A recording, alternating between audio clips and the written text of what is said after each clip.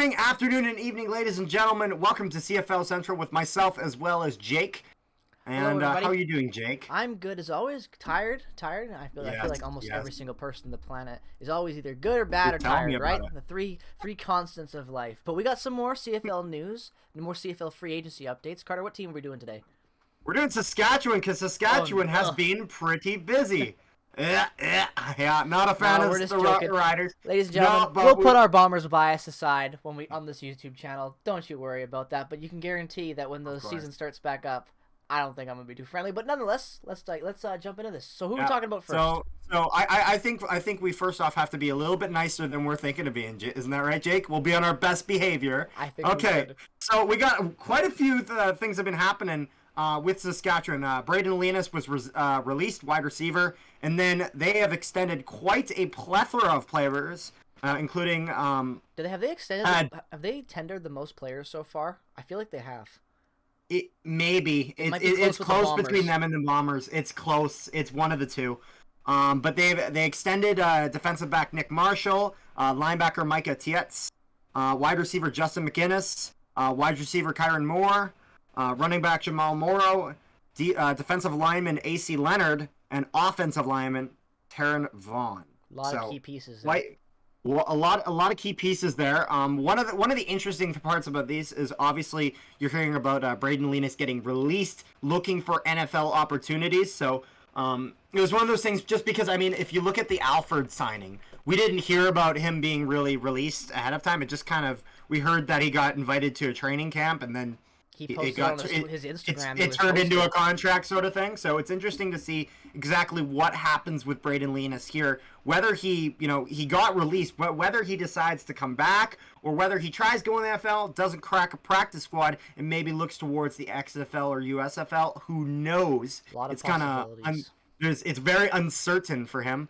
But I think, Jake, you wanted to say a few things about how Braden Lenas was these past few years. Well, yeah. Well, Braden Lenas has been a really damn good for a long time, especially when you go back and just look at his entire career. But his last couple seasons and going, in the CFL and everything like that, it's really been impressive, and you can see why the young guy wants to go out there and get some opportunity in only 25. Exactly, 25 years old, and I believe he's also from Surrey. Shout out to BC. But yeah, 14 games played last year with the Saskatchewan Roughriders, and a very good solid season. You can obviously see his stats on screen right now. And I really think that he has a potential maybe in the NFL. Like, he could have a career down there. How long it lasts, I don't know, but that's the thing with football in general. It's really difficult to say. Exactly, you're really right there. He's been in the leagues only 2 years, played with Saskatchewan, but has had a little bit of longer career going back to college and everything like that, and has always been a very consistent player. Just never really, taking advantage of all the opportunities. But when you look at last season with the Saskatchewan Roughriders, playing out the entire season, and he was just the definition of consistent. When you really look at his stats, really put it all together for him in his second year. He played 11 games as a rookie in 2019, but everything really came together for him in 2021. And yeah, I think that there is a good chance he could get offered a contract, but I realistically think that if he wants a long career or a longer career than, just being a practice squad type of guy, for now with the NFL team, I think his best bet would either come back to the CFL or maybe play in another alternative football league like the XFL or the American Football League or anything else down there right now, because one really good year and one okay rookie year with very small margins isn't enough usually to have a successful career as a undrafted rookie coming out of the CFL looking for an NFL opportunity. I just don't see it really making a lot of sense there in that sense, like comparing to what you also, because you have to look at the stats. Look at all the other guys that are going over right now to the NFL and getting an opportunity. Compare those stats to where you're seeing with Lenas, and I just don't think that one good year justifies, a really good look opportunity. But that's just my opinion. For sure. And it's also going to be interesting to see how, I'm assuming if he is being released by the Riders, I imagine he's got to be going to some sort of training camp or something for some teams. And I'll be interested to see how he does with that system, because one of the things that's really key to a wide receiver's success is sometimes, just the synergy between them and the quarterback and whatnot. And he was really in key with Cody Fajardo this season, and which is why, like, going into Labor Day, it was looking like Saskatchewan had the strongest offense in the CFL at the time. I mean, the offensive line was really on point. And the throwing game was that was one thing I was really worried about for the Bombers. Is I was like, man, I know our defense is good, but Saskatchewan's throwing game has been bloody consistent. So I think that what's probably realistic is I think that he probably comes back to Saskatchewan for another season, then gives the NFL another look. I mean, he was born in Regina, Saskatchewan. I wouldn't think he would have an issue with coming back. So I think probably one more year, and I think he will be good enough to crack an NFL roster in a year if he gets the kind of numbers that he did this year. I think an NFL roster, if they're going to be looking for a guy like this who's undrafted, they want a little bit more certainty on how he's going to do. For sure, So, for sure. but yeah, moving into another key signing, we have Kyron Moore, and Jake, I think you got a few things for him as well. Kyron Moore, yeah, Kyron Moore has been, he's been again another really good player that Saskatchewan has had. That has had a really good Another last few receiver. years. Exactly, another receiver. You go over and you look at his stats. He's been with the team since 2018, Saskatchewan his entire time, and he's really had a good year. In 2019, he had his most yards. He had his most yards receiving with 995, almost 1,000 yards that year. Last year was a little bit less. He only had 585. Again, though, he played 18 games, I believe, in 2019, and then when you go over and look, he only played 11 games last season, so he didn't get the full season in. So still getting 600 yards is still pretty good.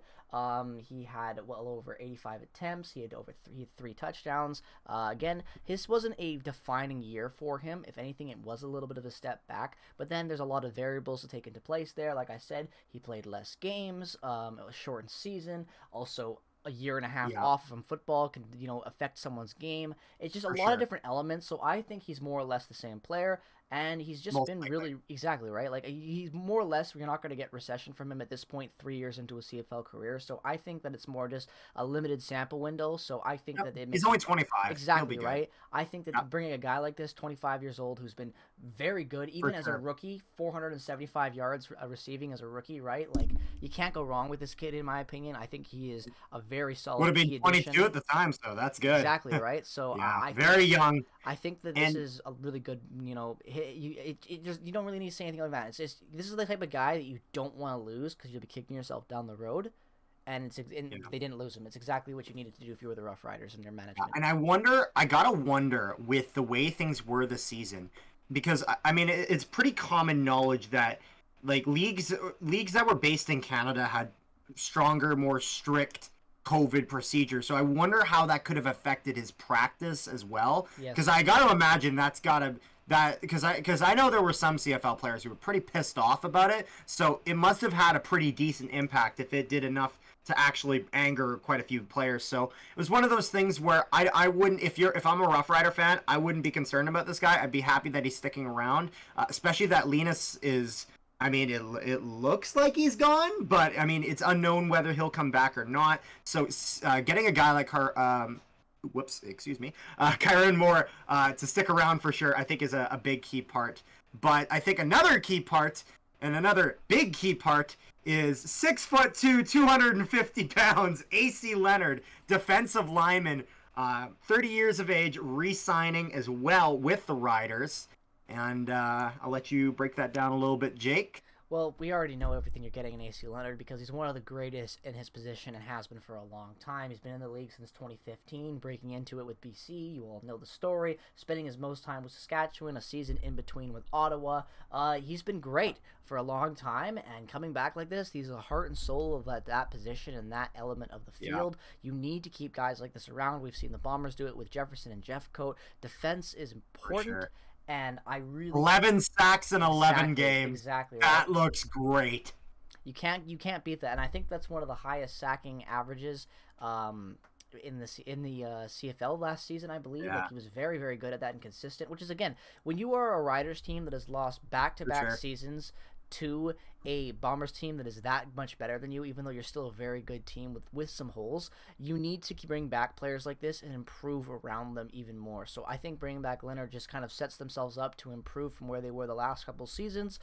It's going to be a tough battle. We still have to see how the rest of this free agency is going to shape out to know what every team will look like going into the upcoming season, but I think keeping Leonard is the first real big player that you need to keep around for the Rough Riders to really solidify yourself going into the next season. I gotta say, this guy was really scary whenever I saw him on pass rush. I could just imagine the Zach Caleros injury post by the Oh my CFL God. Instagram. I was like, oh no, he's gonna get squashed. Knock on wood He's that we gonna never get have to see squashed that. like a friggin' pancake. I was terrified of this guy. And you know what? I was terrified of him because he was damn good. And I think Saskatchewan's got to be really happy that he's back. So, For sure. I mean, not much else to say. At least I don't think. Neither do I. But Saskatchewan, I think, is off on the right foot though for this next season with their signings. So, just kind of waiting to see where they go with this and see if maybe they pick up some signings from some other teams, seeing how that roster will change from last year, because nothing will stay exactly the same. I think we're going to start to see more of that soon. You know, to wrap up my final thoughts, we're starting to see a lot of players being signed by their, teams, the current teams that they've been on, right? Contracts, extensions. We're not really seeing any new signings, any big players moving yet. I think we're going to start to see that next couple of weeks once we start to see these teams really settle out who the favorites are that can come back from the last couple of years. And then once that happens, that's when this avalanche will happen, and we'll really start to see this league be reshaped going into the next season, as we almost always do, considering there's only 9 teams and a lot of free agents that are going to be bouncing around. So with all that being said, me and Carter, we hope you enjoyed this video. We hope you got some insight out of it. If you're a fan of the CFL, regardless of the team that you root for, make sure to subscribe to CFL Central for all your CFL news, videos. We're also going to be having other videos come out whenever we find the time to put the scripts together, work on the thumbnails, and edit them, because, ladies and gentlemen, this can be a long process. So with all that being said, we hope you enjoyed. Leave your comments down in the comment section below on what your favorite signing was that was mentioned today, and what you think the Roughriders will look like going into the next CFL season. Have a great rest of your day. Go Bombers, go! Even in a Riders video, I'm going to say that. Have a great rest of your day. Go How to Riders, piss off your go. fans. Exactly. Bye-bye, ladies and gentlemen. Thank you so much for watching.